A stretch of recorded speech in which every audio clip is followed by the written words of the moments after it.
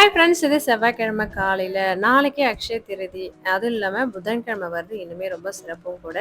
நாளைக்கு என்னென்னலாம் செய்வீங்க, நான் என்ன செய்வேன் அப்படின்றத இந்த மினி விலாகில் வந்து ஷேர் பண்ணுறேன். நாளைக்கு கண்டிப்பாக வந்து மகாலட்சுமி பூஜை வந்து உங்களால் முடிஞ்சது சிம்பிளாக வந்து பிரசாதம் வச்சு கண்டிப்பாக வந்து செய்யுங்க.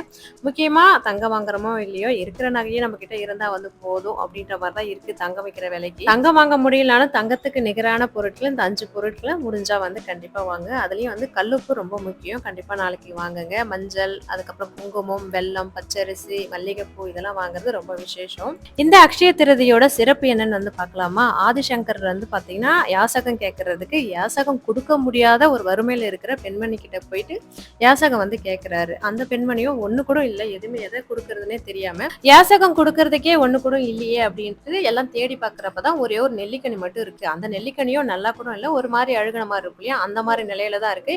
இருந்தாலுமே யாசகம் கேட்கறதுக்கு ஏதாவது நம்மளால முடிஞ்சது கொடுக்கணும் அப்படின்ற எண்ணத்துல வந்து அந்த நெல்லிக்கனியை வந்து கொடுக்குறாங்க. இதை பார்த்த ஆதிசங்கரர் வந்து இந்த வறுமை நிலையிலையும் இந்த நெல்லிக்கனி வந்து கொடுக்கறதுக்கான ஒரு மனசு இருக்கு இல்லையா, இந்த மனசுக்கு ஏதாவது நம்மளால முடிஞ்சதை செய்யணும் அப்படின்ட்டு திருமகளை வந்து கனகதாரா ஸ்லோகம் படிச்சு அதை வந்து அழைக்கிறாரு. அதன் மூலயமா மகாலட்சுமி தாயார் வந்து அந்த அன்னைக்கு அக்ஷய திருதி அன்னைக்கு தான் இந்த நெல்லிக்கனியை வந்து தங்க நெல்லிக்கனியை வந்து பொழிஞ்சாங்க.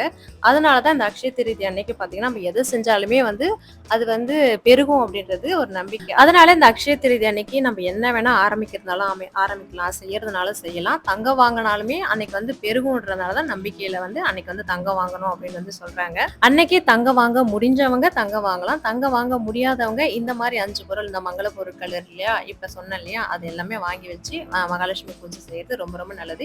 இதை விட ஒண்ணு, அன்னைக்கு நம்மளால முடிஞ்சது ஏதாவது ஒருத்தவங்களுக்கு வந்து அன்னதானம் பண்றது ரொம்ப ரொம்ப நல்லது. ஏன்னா கடவுளோட ஆசீர்வாதம் நம்மளுக்கு எப்ப வந்து கிடைக்குதுன்னா நாம ஒரு பொருள் தானமா கொடுத்து அவங்க கண்ணுக்கு நம்ம வந்து கடவுளா தெரியறப்பதான் நம்ம கடவுளோட ஆசீர்வாதம் நம்மளுக்கு முழுமையா வந்து கிடைக்கும். அதனால முடிஞ்ச வரைக்கும் அன்னதானம் பண்ணுங்க. அன்னைக்கு வந்து கண்டிப்பா வந்து கனகதாரா ஸ்லோகம் படிக்கிறது ரொம்ப ரொம்ப நல்லது. கண்டிப்பா வந்து மகாலட்சுமி பூஜை பண்ணிட்டு கனகதாரா ஸ்லோகம் படிக்கிறது ரொம்பவே நல்லது. கண்டிப்பா பண்ண முடிஞ்சவங்க இது எல்லாமே வந்து பண்ணுங்க. அன்னைக்கு காலையில வந்து பாத்தீங்கன்னா கிருத்திகை வந்து காலைல போட்ட ஷார்ட்ஸ்ல வந்து கேட்டிருந்தீங்க, கிருத்திகை வந்து படைக்க மாட்டீங்களா அப்படின்ட்டு. கிருத்திகை வந்து நாங்க பாத்தீங்கன்னா 3 கிருத்திகை தான் படைப்போம். இன்னைக்கு செவ்வாய்க்கிழமை வந்து பாத்தீங்கன்னா ஹோரையில வந்து வெற்றி தீபம் போடுறதுக்கு மதியமாக தான் போடுவோன்றதுனால காலையில பூவெல்லாம் பறிச்சு கட்டி வச்சிடலான்றதுக்காக இன்னைக்கு பறிச்சிருந்தேன். இன்னைக்கு பூ வந்து பாத்தீங்கன்னா கொஞ்சம் நிறைய இருந்தது, அதனால தான் இப்போ பறிச்சிருந்தேன். இல்லைன்னா செடியிலே இருக்கிறது எனக்கு பார்க்கறதுக்கு நல்லா இருக்கும். இன்னைக்கு பூஜை கொஞ்சம் பறிக்கலான்றதுக்காக இன்னைக்கு பறிச்சிருந்தேன், நிறையாவே இருந்தது. நேற்று வாங்கி வச்ச முல்லைப்பூ வந்து பார்த்தீங்கன்னா கட்டவே இல்லை, அதனால கட்டுறதுக்காக காலையில் உட்காந்து கட்டி வச்சுட்டேன் நாளைக்கு மகாலட்சுமி பூஜைக்காக.